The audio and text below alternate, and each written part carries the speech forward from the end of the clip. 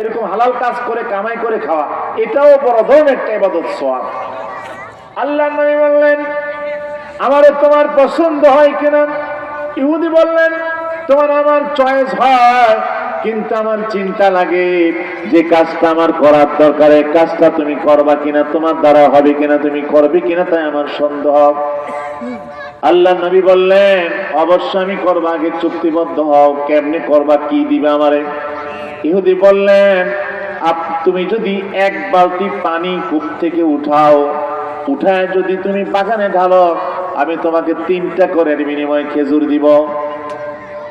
আল্লাহ নবী বললেন, ঠিক আছে। নবী বালতি হাতের মধ্যে নিলেন, কূপের মধ্যে বালতি ছেড়ে দিলেন, বালতি ছেড়ে কূপ থেকে পানি উঠায় যখন ঢেলে দিলেন বাগানের ভেতরে, এই অবস্থায় ইহুদি নবীজির ক্ষুধার্ততা বা কষ্ট বোধ করেছে, যে মনে হয় খাবারের কষ্টে আছে। সে বাগান থেকে 3টা খেজুর নিয়ে নবীজির হাতের মধ্যে দিয়া বললেন, হে মোহাম্মদ বিন আব্দুল, হে আরবি, এখনো তো চিনে না নবীজির পরিচয় কি। আরবি, আরবি, তুমি 3টা খেজুর আগে খাও, তারপরে 3টা খেজুর খাইয়া এরপরে তুমি কাজ আরম্ভ করো, শরীরে শক্তি আসবে। আল্লাহর নবী 3টা খেজুর খেলেন, আবার বালতি হাতের মধ্যে নিলেন, বালতি হাতে নিয়ে 8 বালতি পানি উঠাইলেন।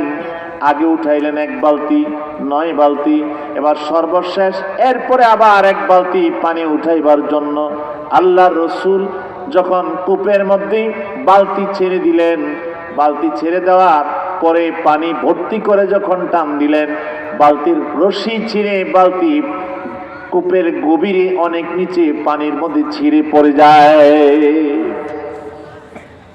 ইহুদি এই দৃশ্য দেখার পরে আমার নবীকে বললেন, তুমি অলস মানুষ, যে কাজ তুমি করতে পারো না সেই কাজ তুমি কেন করো?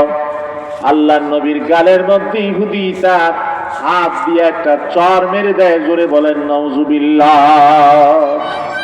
আমার নবী মুহাম্মাদুর রাসূলুল্লাহ সাল্লাল্লাহু আলাইহি ওয়াসাল্লাম এত দামি নবী, এত আল্লাহর প্রিয় ব্যক্তি, গালে চড় মেরে দিয়েছে, সে তো আমার নবীকে চিনে নাই।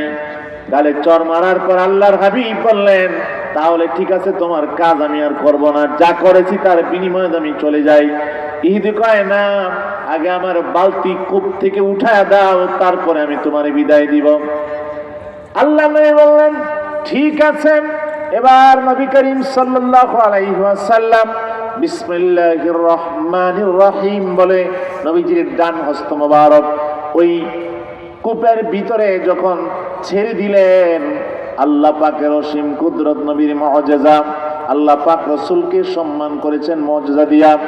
সেই কূপ থেকে ওই বালতিটা আল্লাহর অসীম কুদরতে রাসূল পাক সাল্লাল্লাহু আলাইহি ওয়াসাল্লামের হাতের মধ্যে আল্লাহ পৌঁছায় দিলেন ফেরেশতার মাধ্যমে।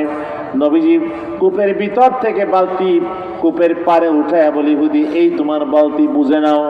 ইহুদি অবাক হয়ে গেল। আল্লাহর নবী সাল্লাল্লাহু আলাইহি ওয়াসাল্লাম বালতি যখন বুঝায় দেয়, ইহুদি আমার নবীকে যেই 8 বালতি পানি উঠাইছে এর বিনিময়ে 3-24টা খেজুর নবীজিকে প্রদান করে দেয়।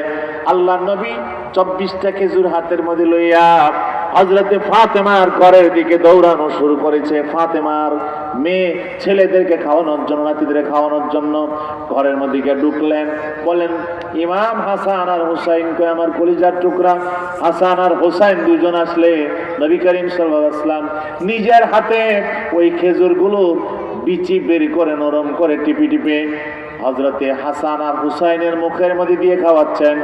এক পায়ের মধ্যে বসাইলেন ইমাম হাসানকে, আর এক পায়ে হযরত হুসাইনকে বসাইয়া খাওয়ানো শুরু করেছেন। ইহুদি